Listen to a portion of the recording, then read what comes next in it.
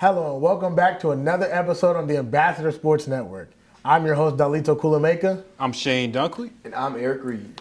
And man, guys, it's a little bit of a sad feeling in the studio today. It's cold outside. A lot of the cast members are sick. I don't know, man. I can hear your voice. You're like, hello, everybody. My name is Dalito. Oh, you don't feel like I came with the energy? Nah, hey, man, I'm just pointing it out. You want to switch hands with me? You want to host Hey, it man, up? why not? Let's do it right now. Okay. I mean, we can if you want to. Nah, that's too much. Okay. Yes. Well, no. On today's episode, we have a lot to talk about. I say that every week, but we got a lot to talk about. We have the men and the women's team. They're rolling right now. The men have figured things out, or maybe they have. We'll talk about that today. Baseball season is upon us, as well as softball season. And then it's the AFC and NFC championship games. Super Bowl's right around the corner. Let's get right to it. I'm ready. You guys ready? Hey, man, I know I'm ready. Yes, You ready, Eric? Yes, sir. Hey, let's get it. Let's get right to sir. it. So without further ado, y'all want to start off with the men's or the women's team? Start with the women's team. You want to start off with the women's Let's start team? with the women's team. All right. The 2015 Warriors. Oh, okay. Let's start with that. Let's start off with the women's team who demolished Voorhees last Saturday, January 17th. Then sadly dropped their first conference game on the road this past week versus Stillman on Tuesday, January 20th. But then they bounced back at home, running roughshod over the Wilberforce Bulldogs, winning 85-56 in that matchup. So guys, we don't want to come up here and pump the girls up because how I like to see things, I like to say it's always best to learn and improve while you still win. And that's what the girls are doing. So what do you guys think will be the biggest room of improvement for the girls so they can capitalize on this success that they found so far this season? Hey, Dalisa, well, I know you don't want to pump them up, but I'll pump them up. I'll gas their heads up. 7-1 in the last 8 games, enough said. But in those 8 games or those 7 games, they're not just beating these teams, they're demolishing them. Yeah. They beat Voorhees by like 20 points. Yeah. Right? And that's just been a norm over this stretch of games, right? So what can the women ambassadors do to maintain, this momentum that they have? Do the same thing they've been doing. Okay. Shooting threes, playing defense, and playing smart ball, not turning the ball over, and just playing Oakwood Ambassador, a.k.a. Golden State Warriors basketball. That's all they got to do. Eric. So the winning streak did come to an end against Stillman College this past Tuesday, where these Lady A's, they scored 14 points in the second half. Yeah. As a grand total. Yeah, I'm not going to lie. That's never happening ever again. That's unacceptable. I'm willing to bet the house on that. That's unacceptable. And you know what else unbelievable? Sanaya Keys went 0 for 13. Man. That's also never happening again. I can bet the house on that.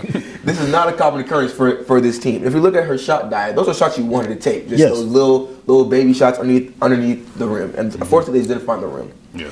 So, but for me, there's no need to reinvent the wheel. Keep the same game plan, and they have a solid game plan, and it all comes down to the execution. And we see against Wilberforce, they kept that same game plan, stuck to their guns, and everyone was firing on all cylinders. Sanaya Keys bounced back, shooting 78% true shooting and scoring 19 points. That's how you bounce back. Morgan Bone off the bench came out hot. And you can't tell the story of this game of Oakwood versus Wilberforce without Tranisha Goat Adams, who went cold and did not score in the third quarter.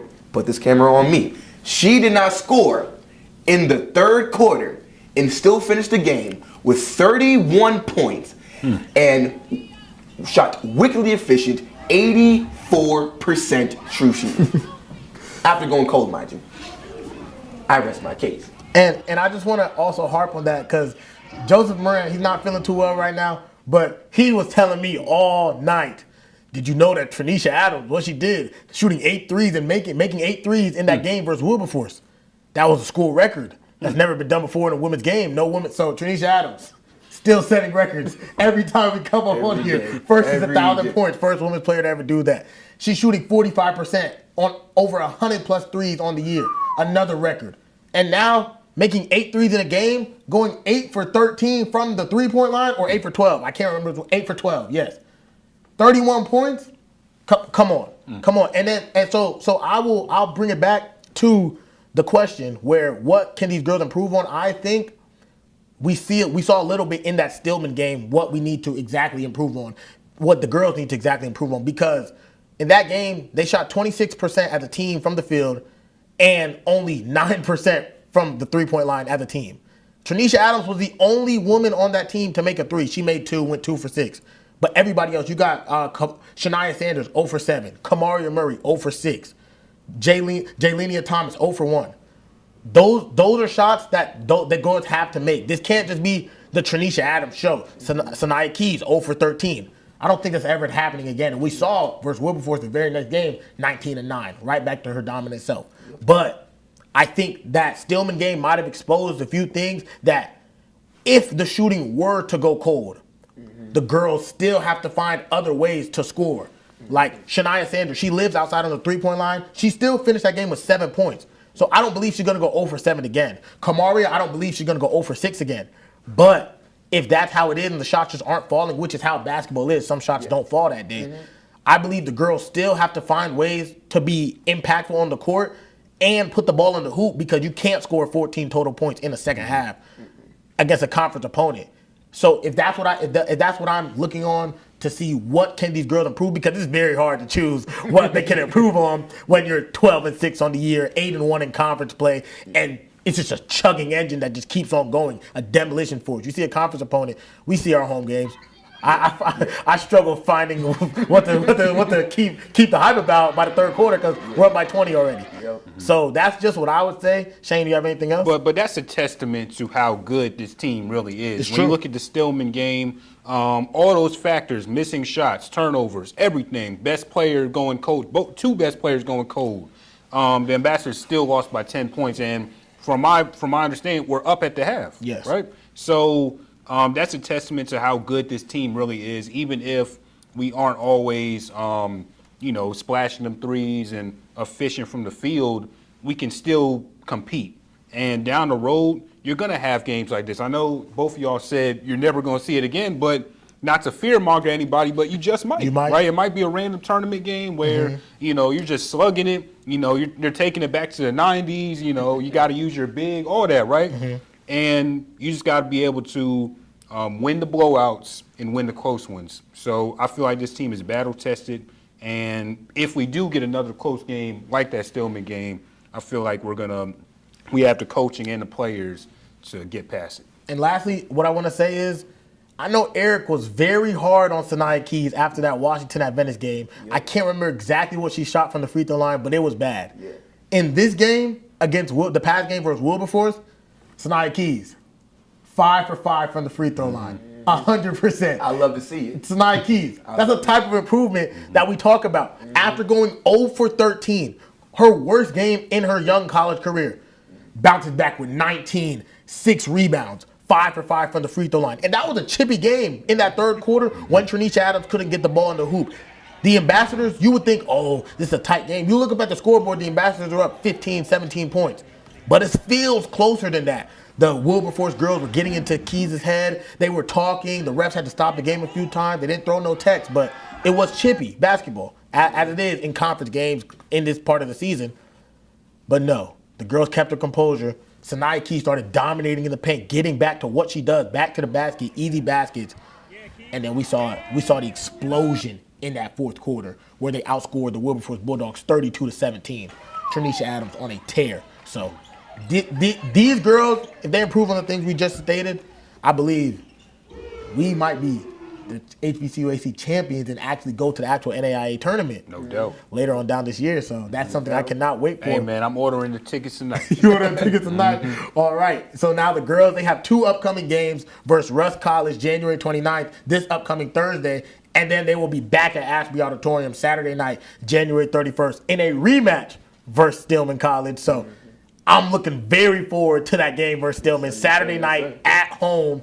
I know Ashby's going to be rocking. You guys better be out there, because we're going to be out there and we're going to be supporting, and it's going to be a great game.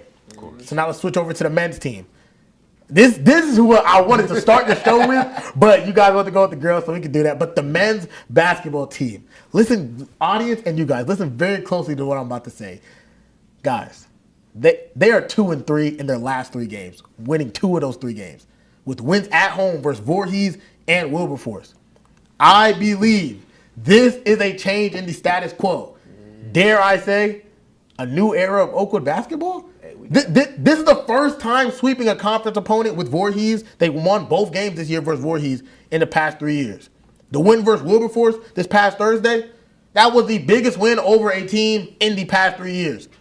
As well as this is the best 3-game stretch going 2-1 this team has been on in the past 3 years. These are all new things that we have not seen happen in the past 3 years. You know what I'm saying? So let me ask you guys, is this men's basketball team starting to figure things out? 4-5 now in conference play. Well, Dalit, so I'm liking what I'm seeing from the Oakwood men's basketball team. Now, we did have this run last year versus wins against Wilberforce and Voorhees. We seem to own those schools. I don't know what's going on with them. It's true, but we didn't beat Wilberforce like this last year. Of course. And we also didn't beat Voorhees 2 times. And that's where my next point is going. We haven't seen a 20-point Oakwood win, or 14-point, same thing, 14-point Oakwood win in how long? Probably since I've been here, right? So obviously a trend in the right direction, but it's a trend in the right direction because I'm looking at the stats, right? 15 points for Joshua Barnett, as usual. He's usually one of our leading scorers. 11 points for Jordan Bell. And you look down the line, it's just consistency across the board. Not one player is, dropping 30 points and the rest are, just not doing anything, right? Not a one-man show. Everybody is getting something. You know what I'm saying? And I love this guard play from guard Chase Jackson and even Joshua Barnett. People like to see him as, 6'6" forward, that's, shooting threes and all that. But I've seen some dimes, some Ben Simmons dimes, except, he can shoot. You know what I'm saying? So I'm loving what I'm seeing from this Oakwood basketball team, one step at a time. We are 4-3 in conference play? 4-5 in conference. 4-5 in conference play, and we're only getting better. If you look back in the last 2 years, this is a large improvement or a great improvement from the past 2 years. So I'm excited what I'm seeing, and hopefully we can continue it. Yeah. That Voorhees game was very intense, back and forth, but we ended up coming away with the lead at the half. But unfortunately, Voorhees coming out the half went on an 11-0 run in the first 2 minutes. But Oakwood pulled away and ended up winning the game based off heroic efforts by my African brother, Naftal Morara, with the loudest and most impactful 15 points I think anybody else has ever seen. Aspie was rocking every time he got the ball, finishing tough layups, playing amazing defense, and eventually was willing to a victory. And Joshua Barnett also contributed 23 points in that win. We started this trend, and now Naftal's now starting the lineup, and now against Wilberforce, Oakwood, this was our game from the start. Off the tip, although Wilberforce had size and athleticism, we had the depth to keep players fresh in the game, keep good production going throughout the entire game. We had 9 players playing over 15 minutes, and almost half of them scoring in double figures. Yeah. So with that depth, I think we found a good rotation of 9 to 10 players that can give us quality minutes at all times. Now it's on coaching and execution, putting the players in a position to succeed, taking advantage of matchups like we did against Wilberforce, like Shane said. Joshua Barnett, big guard, so they had their point guards guarding him, and he would just catch the ball in the paint, seal the smaller guard, go to the baby hook. That was beautiful. 15 points, 6 for 6 from the field. Just overly efficient. Just beautiful basketball. These 5'9" guards cannot guard a 6'6" Joshua Barnett. No. And he knew that. Give me the ball in the paint. Like you said, back down, come here, easy hook shot. Come here, every time. Just take advantage of those matchups and just keeping those players fresh. Now that we have a good rotation of 9 to 10, there's no need for anybody to get tired. Yes. No need for anybody to get tired, and the production won't dip. And it's announced on the players to go out and produce for 40 minutes every night. And what you just said, Eric, is exactly what I'm talking about. It's a coaching game, especially at this level of basketball, NAIA basketball. It's a coaching game. We saw Wilberforce coach basically, how do I say this? Crash out, to keep it lightly, crash out for no reason, right? He's saying, oh, this is a foul, this is a foul. Well, coach your players, right? Coach your players, and maybe you won't be down by 14 points or 20 points predominantly, the whole game, right? And when we see with Coach Jake and our players, he told them to take advantage of Wilberforce's size. They're a smaller team. They're a small team. kind of like us. They play small ball. Tallest player is probably about 6'4", 6'5", right? Take advantage of that. Jordan Bell, Joshua Barnett, take advantage of that, right? And that's what Oakwood did, and that's why, with no surprise, they got their biggest win of the season. And lastly, before we transition over to baseball, I just want Joshua Barnett. Like we said, he's 6'6", 15 points, 6 for 6. But what stuck out to me is he was on the boards. Small guards, like you said, a smaller Wilberforce team, and he's on the boards consistently, time after time and time again. And he had 15 points, 11 rebounds. The game against Voorhees, 23 points, 8 rebounds. Joshua Barnett is 6'6". If he goes down there and puts forth the effort, we can see he can just snag boards just like that. And Naphtali Moraro. I'm not surprised by anything that he's done since he's been inserted in the starting lineup. Because I can't remember the opponent, but I remember I came over here, Oakwood had lost, and I said, Naphtali Moraro and Devontae Powell, they sparked the run, end of the first half, yeah, maybe, end of the first half. Talladega, they sparked the run, end of the first half, and then they didn't come off the bench in the second half. They didn't play a single minute in that second half. So against Voorhees, Naphtali Moraro finally inserted into a starting lineup, 15 points. Or did he come off the bench that game? Came off the bench that game, 15 points. You see what happens when you give him minutes. He's gonna 15 points, play hard defense. And then against Stillman in the loss earlier this week, 10 points. And then in this game right here, 5 points. But you see what that did? I don't know this for sure, but I don't think Taj was all that happy that his minutes got reduced a little bit. So you see, once Taj came in, what did he do? He's hitting 3 after 3, making shot after shot, finishing the game versus Wilberforce with 8 points off the bench. This creates a more competitive team when players have to fight for minutes and players have to realize, okay, I might be on a little bit of a shorter leash, but you see what it is. Pressure builds diamonds. And that's what we see on this team right here. Naphtali gets more minutes, Taj's production steps up, and now it's helped the betterment of the team as a whole. And we're not just keeping guys in who just aren't making shots just because we feel like those guys should play. And that's how that goes back to coaching. Yeah. Like how you said. Yeah, and that brings me to another point. I would be amiss if I didn't acknowledge guys like Jason Griffin, a.k.a. Bull, Naphtali, obviously, Jordan Green. These are guys that play with immense effort. And a lot of times we're looking at all these dunks and, threes and 30 points per game, and we forget what makes a basketball team good and what gets the wins. Yes. The little stuff, right? Defense, grabbing, lunging for rebounds, boxing out, fundamentals. The 3 guys I just stated are the glue of the team, and if we didn't have them, like you said, Naphtali, a huge contributor, probably the loudest 15 points you'll ever see, right? If we didn't have those guys, I guarantee you last night's results wouldn't be the results, right? And notice how once those guys were all starting at one point in the season. Coach Jacob, he might have found a new starting lineup, but that doesn't mean that Bull, Jordan Green, and Todd are just going to quit now. No, they're going to play even harder now because they know their minutes are limited, and they know I want more minutes, so let me go out and produce. And we see in the game versus Wilberforce, Jordan Green, 11 points off the bench. Bull, Jason Griffin, 9 points off the bench. Taj Evans, 8 points off the bench. All efficiently. And then you look at the team as a whole, 54% from the field and 42% from the three-point line. Nice. Now, free throws, we come here every day and bring up free throws. Yeah, I'm not going to bring up free throws. Yeah, everyone already. 11 and 24, that's no. That is 46%. Come on, as a team.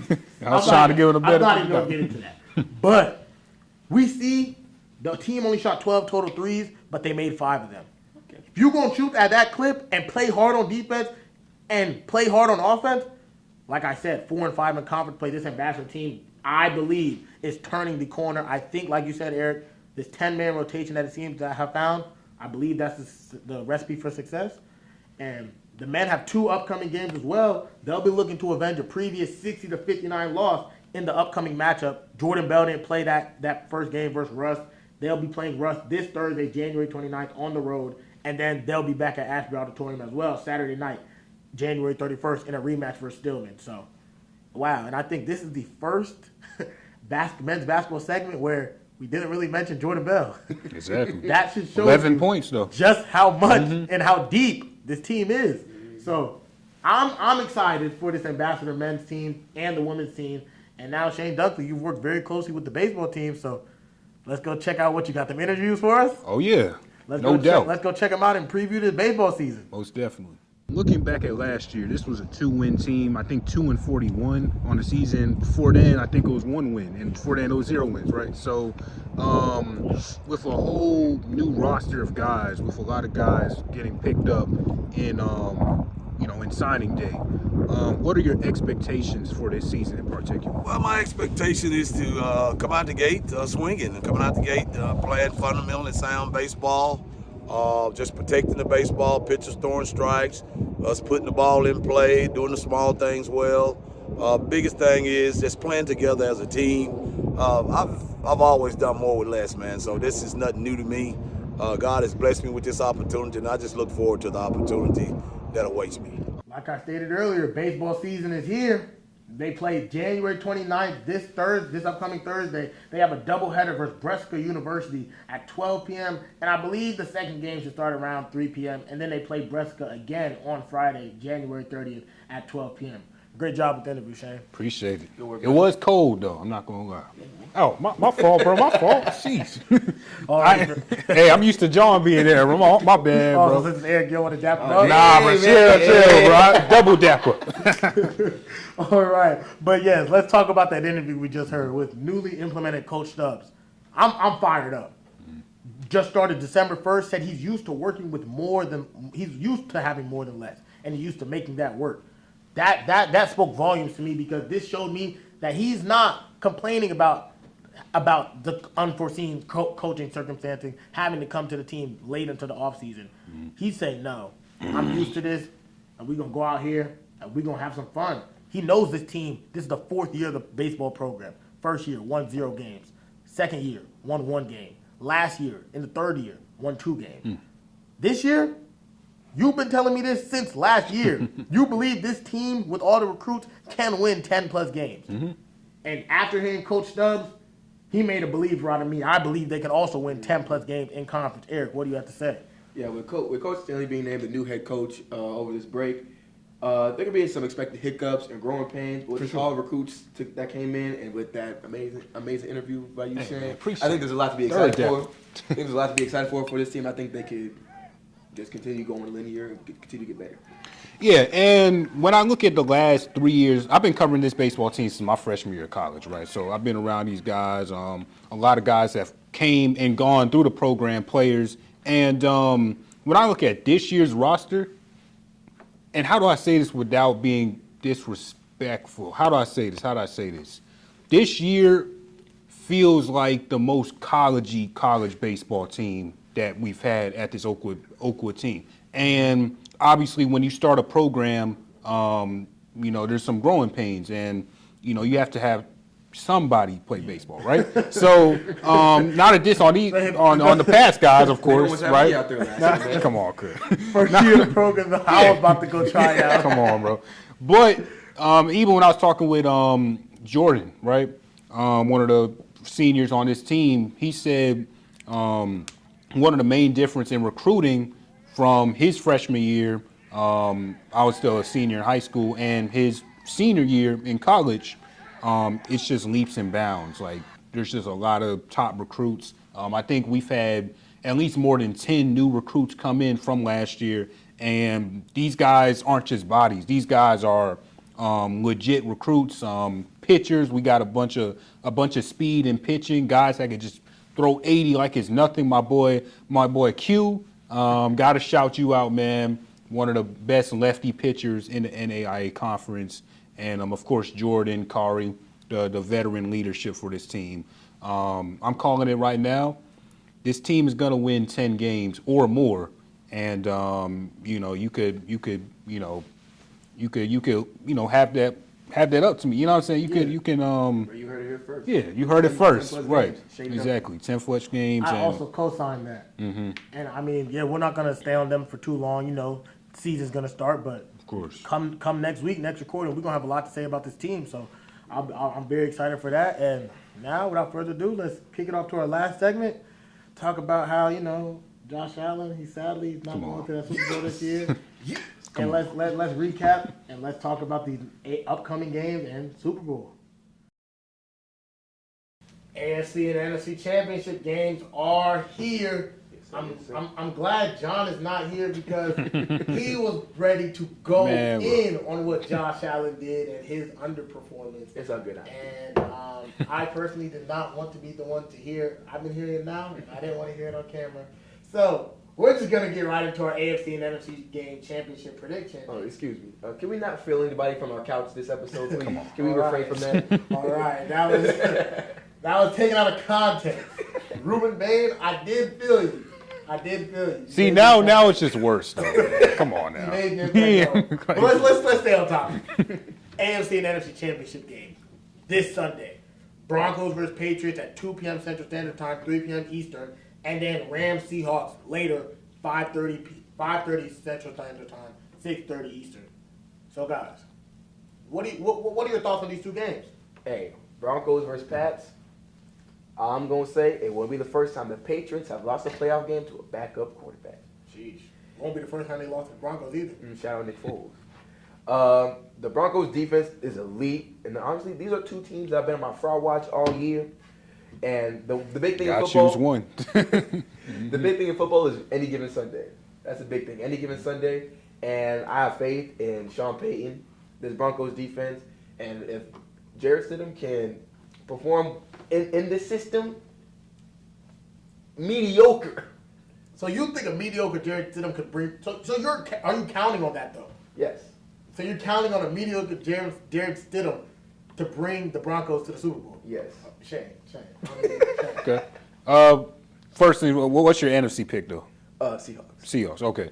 I agree with you. I think the Denver Broncos are gonna beat the Patriots, but I think it for different reasons, right? That Denver defense that a lot of people don't really talk about, but that pass rush is relentless. I think they have the most sacks in the NFL this season. That pass rush is relentless, and Jarrett Stidham, it's a Sean Payton-led team. Look at Bo Nix. What did Bo Nix do well this year? Oh my goodness. No, I'm genuinely asking. Bo Nix, what did he do? He was Broncos fans, or I don't know about Broncos fans, but NFL fans were literally bashing them every single week. So what's really, like, obviously, it sucks that he got hurt, but what's really the big impact? So you think it's a plug and play system? Exactly. Okay. You could put Geno Smith on the Denver Broncos and they be in the same position. Geno Smith in the Broncos and so they pick up Fernando Mendoza just like we are. Okay. Like okay. Let me hear with Denver, I think they'll be in the Super Bowl. But for the NFC, that's a tough one. These are two evenly matched teams, in my opinion. The Seahawks might have a little better defense. Definitely not a lot of names on their defense, but that defense is well coached and just fast and physical. So right? Who am I picking? Let's go LA. Yeah. LA Rams, Broncos, Super Bowl. All right, and then lastly, I'll wrap it up. The producers are telling me we're a little low on time, but yeah, forget the producers. So that's how you feeling, Drew? You hear that? All right, but in the AFC, I gotta go with the Patriots. I don't know what Jarrett Stidham used to be a Raider. Yeah. And he could have beat out Jimmy Garoppolo. Come on. Patriots are gonna roll in this one. He used to be a Patriot and could have beat out Cam Newton. But look at the storyline. Patriots are gonna roll in this one. I'm going with Drake May, second MVP. They're gonna roll in this one, no question. And on the NFC side, Seahawks Rams. Everything in my being is telling me Sam Darnold is going to show up and disappoint. He's going to wet the bed, and Matthew Stafford's not going to make a mistake, and the Rams are going to roll over that vaunted Seahawks defense. That's what my head is telling me. My heart, my mind's telling me no. telling me Seahawks. Let's go get the Super Bowl. It's their best chance. I believe that defense is going to shut down Matthew Stafford, and I believe we'll be seeing Seahawks-Patriots in a rematch in the Super Bowl. Hey, man, let's just hope Sam Darnold doesn't throw an interception at the 1 yard line. Let's just hope. All right, Shane, take us home. Hey, well, thank y'all for joining us for this edition of the Ambassador Sports Network. We know that all of y'all, or not all of y'all, some of y'all live in the South, but the majority of y'all are dealing with a big snowstorm this weekend, so be safe out there. And watch our episode instead while y'all cuddled up in, hot cocoa, chilling. Yeah. But thank y'all for joining us, and we'll see y'all next week. Thank you for watching the Ambassador Sports Network. Make sure you like, comment, and subscribe, and tap that bell so you're notified every time we post.